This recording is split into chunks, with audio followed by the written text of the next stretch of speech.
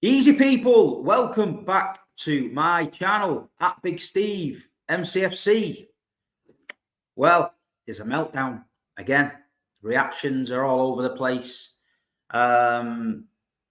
Chelsea won, Manchester City won. Not the result we wanted at the Etihad. A lot of people going into this game coming up to me and saying, "Oh, Steve, will be 4-0, 5-0. Nah, said it on a few previews. It was going to be a tough game. A point's a point at the end of the day. We are disappointed to get a point. Obviously, at the end of the day, you know, the standards are so high at Manchester City at the minute that we're going into every game expecting a win, and rightly so. You know what I mean? We're on a good run of form. We're playing so well. We're on the back of a Champions League win. So Chelsea having a up and down season, coming to the Etihad, you're thinking, get the 3 points. But what you got to realise is Stamford Bridge this season, 4-4. If you watch that game, Chelsea's setup and Chelsea's players, especially the pace on the counter-attack, they cause us a lot of problems. You know what I mean? They did cause us a lot of problems. So I was expecting them to have a bit of confidence and come to the Etihad and try and play that counter-attack game. They did. The lineup for me, I didn't have a problem with it. The only problem you've got is Akanji stepping into midfield. We obviously know that that's not his role. John Stones is the man for that, but obviously Stones must have been injured or something, so he's put Akanji in there, and obviously Grealish in games like this for the control and the balance. I think a lot of these Grealish haters seen the other night against Copenhagen how much better the balance was in the team with Grealish in it. I think the passing's more fluid. It goes side to side quicker, and it doesn't stop with one person. I feel that obviously Jeremy's a lot more direct. So when you get the ball to Jeremy, the rhythm stops a little bit. He takes 2 or 3 more extra sessions on the ball. Sorry, 2 or 3 more extra touches on the ball. Sorry, my computer's going a bit mad. It takes 2 or 3 more touches on the ball, slows it down a little bit, which is fine. But, you know, he's getting a little bit one-dimensional, Doku. He does the little trick. He'll knock it to the byline, but he doesn't cross it when he gets to the byline. He pulls it back, and then we start again. It's a bit weird. Do you know what I mean? He had a lot of the ball, Jeremy, at weekend, but somebody described him as dead-end Doku on the way out and said to me, he just runs into dead ends, Steve. I kind of agree with it sometimes. He does, you know what I mean? But he's only young. He's 21. He's learning. He just frustrates you a little bit. You know, when you're going for a goal, if you beat your man, get it in the box, I think. I know, don't do it all the time. I know Pep don't want us to spam crosses in the box. I get it. The system and all that, I get it. But sometimes needs must. The game started okay. I thought City started playing well. There was a couple of early signs when they broke on the counter-attack. I think Nicholas Jackson missed one. Raheem missed one. Good saves by Edison. So, you know, the people who were giving Edison grief midweek, he definitely redeemed himself. And then they break again on the counter-attack. Kyle Walker's positioning, he's all over the place. He's got sucked in. By the time he realised that he didn't have to come across to the play with the ball was square to Sterling. He took him on the outside and bent it in the corner, a bit like Anthony Gordon at Newcastle. I think Kyle will be disappointed with that. I think Kyle knows that that's you know, that's a problem on his behalf. I think he'll be disappointed that he didn't read that well.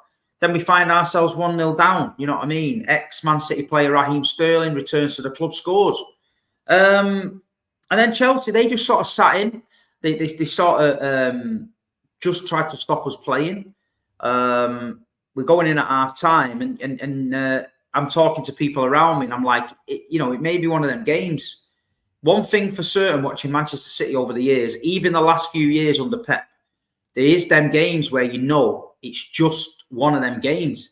But what you've got to do is you've got to get something out of the game. Whether it's a point, you've got to get something out of the game. We could have played till today, and I don't think we'd have scored. You know what I mean? The way the chances were going and the misses and that. So get something out of the game. I'm saying, you know what I mean. You know, we're talking about a Chelsea team here. Yeah, they're struggling this season, but look at the players they had on paper. Look at the players they had on the pitch. The midfield were they paid 250 million for more. Do you know what I mean? Raheem Sterling, he's no bum. You know, Nicholas Jackson, they paid big money for. Disasi at the back, they paid big money for. Chilwell, Gusto. So they've got a good side.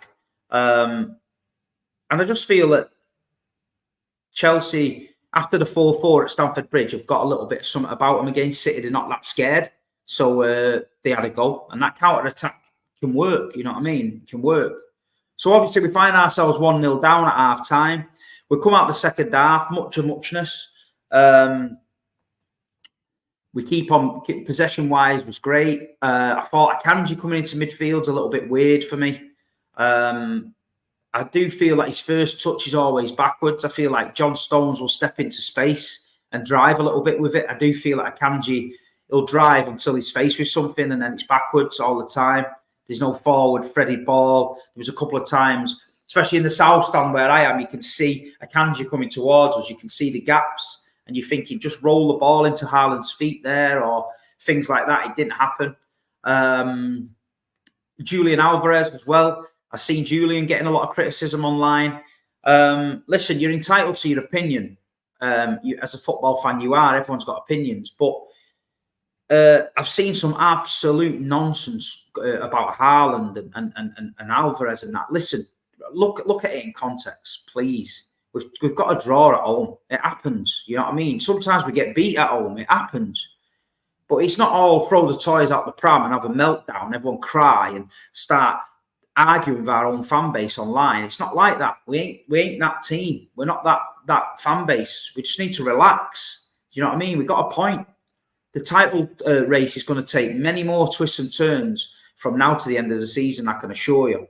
The point at Chelsea might end up being a point took, which is good. So, you know, people were calling Haaland. He's just back from a 2-month layoff. He's finding his feet. His poor nana died last week, you know, and that's not making excuses. But listen, strikers can have bad days. I've seen the world's best strikers have bad days. You know what I mean? On another day, Erling Haaland scores 3. We win 4-1. On another day, Chelsea beat us 4-1. That's how fine line it is, you know, between what we saw on Saturday. That's how it could have gone. You know what I mean? So Erling will know he should have done better. Erling will this week be putting it right. And anyone that writes Erling Haaland off, write him off at your peril, because people did it last season. We play better without him. He's in the wrong side. Look what happened. You know what I mean? Look what happened. Don't listen to the press. Don't listen to Sky Sports. Don't listen to some United YouTuber. Listen to your own people. Listen to the fans that go. Listen to the fans that are there week in, week out that watch him. Listen to the players he's playing with who come out and tell you what he's doing in training and that. That's all you need to know. Get behind the players. Rightly so, you can criticise him a little bit. If it's constructive, you know what I mean? Oh, his heading needs to improve. Maybe it does, you know what I mean? I just think he attacks everything full power. You know, sometimes a little glancing header or a header downwards into the floor might do it, but I just think he's pure venom. Everything he hits with power. Everything he heads with power. I just think that's the way he's always done it. You know what I mean? But another problem that could arise is Julian Alvarez. I mean, is this a case of Julian Alvarez just getting shoehorned in the team because he feels like he needs to play him? I do believe that we are a man down in the midfield if Alvarez is in there. He's not having many touches of the ball. Yes, he's running around, no problem. But I feel we were a lot more controlled with Bernardo Silva on the pitch. I would much rather see the team that played against Copenhagen. I'd much rather see Bernardo maybe on the right and Foden in the middle. That could be one that we could see. I've got no problem with Foden being on the right and Bernardo in the middle if he wants to do that. But I just feel that Julian Alvarez, playing him with Haaland, I don't think it works that way. I think Alvarez on his own up front in false 9, if you want to give Haaland a rest, yeah, do it. I think it's worked. We've seen it. We've won games with it. But I just feel that with Erling there, you've got him floating around behind, and he's not really linking the play. He's not really attached to the midfield or the striker. He's sort of in no man's land, in my opinion, Alvarez. So I'm sure Pep and his team will look at that this week and realise, you know, we might have a little issue there. But the good thing is we've got a chance to bounce back straight away. You know what I mean? We've got a chance to bounce back straight away. The Rodri goal was unbelievable. You know, we were pushing for the goal. Like you say, we was all thinking, is it going to be one of them days? He drops to Rodri, smashes it in. And listen, let me tell you this. Pep's come out and said he's the best midfielder in the world. I think he is. I don't think anyone on the planet can do what Rodri does. I don't think anyone can do it. That's why Man City struggle bringing anyone in to cover Rodri, because nobody can do Rodri. When you've not got Rodri, you better play in a double pivot in midfield, because it's two men job that. You know, I had a fan with me at weekend who he doesn't support City and come out the game just talking about Rodri, saying the guy's a monster.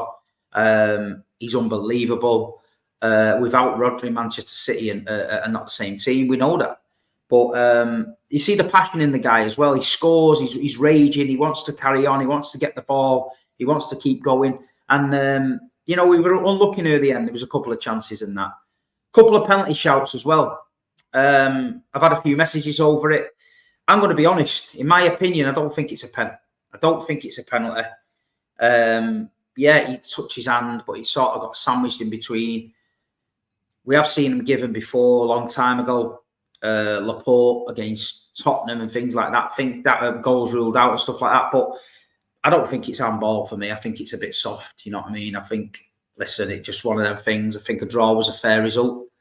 I don't think we did enough to win it. I think we upped and puffed and passed around and tried, but we didn't do enough to win it. I think Chelsea, they were happy they took their chance, but they could have won it. You know what I mean? It was 1 or 2. There was a save at the end in the second half.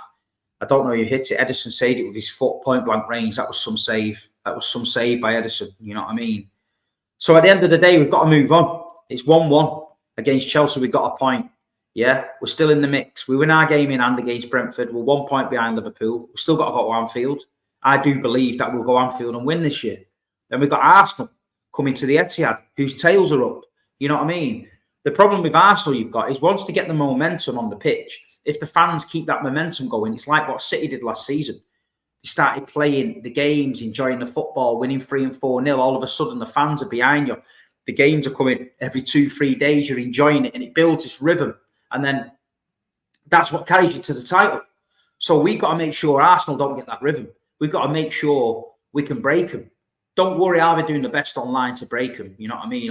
Listen, people can say what they want, but the Arsenal fan base, when they get behind that team, it's literally, there's thousands of them everywhere, and it starts to spiral. They're all in the media. It starts getting a bit of momentum and that, and all of a sudden it's an Arsenal loving. You know what I mean? So we'll be doing our best to stop that. Liverpool won again. Brentford, I watched it. Routine win, did really well. Darwin Núñez, great finish. They've got Mo Salah back now, so they've got their tails up. So overall on the weekend, the team that shot themselves in the foot was us. So we are going to be disappointed. But Tuesday night, Brentford at home, yeah, we've got to get behind the team. We've got to get behind the team. We've got to get back on it now. We're the champions for a reason. We always say Man City get going at the last bit of the season. We've got to get going as well as fans. We can't be sat on social media criticising Haaland's misses and saying we should sell this and do that and he should be this and he should be that all round. I've seen it all. It's nonsense. If you want to do that, go and do it. But just keep away from me. I'm not interested in that. Do you know what I mean? I'm just interested in the football. We've had a bad game. Haaland's had a few chances, missed a few. He's a striker. He scored 50-odd goals last season. It happens. Just relax. You know what I mean? I just don't see any point in the negativity. If we want to talk about it, let's come on in. We'll talk about it. If you want happy with Haaland, positioning, heading, whatever, let's talk about it. That's fine. That's what we're here to do. It's a fan channel. But the straight negative vibes around the club, we just don't need it, people. We just don't need it. This is the time we've got to pull together. Last season, Nottingham Forest, 1-1, driving home. Same thing, same feeling, meltdown scenes. Came on here, said the same. What will happen? Relax. People relax. Look what happened. You know what I mean? So we've got to put it right against Brentford. We've got to put it right. What's Brentford's going to turn up on Tuesday, going to play absolutely unbelievable. You know that, don't you? You know that, don't you? Because they've been slapped off everyone. They're going to be fuming. They've won at the Etihad before. They're going to think, let's get them on the counter-attack. City need to be on it. We need to be more ruthless and on it at Tuesday. For me, I'd give Alvarez a rest. I'd get Bernardo in there and maybe swap Stones for a Akanji. Full flat out for me. You know what I mean? Get the result. It's all that matters. Keep going. Yeah, so, you know what I mean? It's frustrating. It's draining, but we're still in the title race. We're well and truly in the mix. We're still the bookies' favourites. The other teams are looking over the shoulder. They don't like it when Manchester City are lurking. It's exactly where we want to be, to be honest. Did anyone expect we're going to win every single game going to the end of the season? No. So, listen, we know it happens. We know it happens. Let me have a bit of this.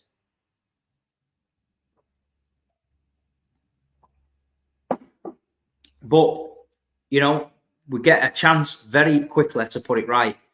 There's no worse feeling, speaking with ex-pros and that on these interviews I do, saying that when you've got a week to wait, it can be so frustrating. So that is not what we want. We're back on the horse on Tuesday night and full steam ahead. Let's do it. But other than that, Jack Grealish, I hear him through the club and the grapevine that he wasn't as bad as first thought, and then Pep came out and confirmed it. I think 10 days. Josko will be back in a couple of weeks. But yeah, we've got plenty to look forward to. We've got the FA Cup tie at Luton. We've got Copenhagen's second leg. We're well in the title hunt. So listen, as a Man City fan, we should be happy. You know what I mean? We should be happy. Other than that, people, Brentford Tuesday night, go there. Like I say, I've told you what I think. I think Alvarez should get maybe a rest and Akanji, get the game put to bed early and move on. The business end of the season for me is well and truly underway. This is the time now where teams are going to slip up. Little things are going to start to happen. So don't be surprised if Liverpool and Arsenal don't drop points soon and the title race moves and moves and moves. I'm expecting it. I'm expecting it. So we just got to do our thing. Relax, do our thing, keep on going. Other than that, there's not a lot to say. I'll do a match reaction after Brentford. Let me know in the comments what you think about Alvarez. Does he need a little rest? Does he play better in the false nine without Haaland? Akanji stepping into midfield. Is he the man for that job? Should he just stay at centre-back? Leave it?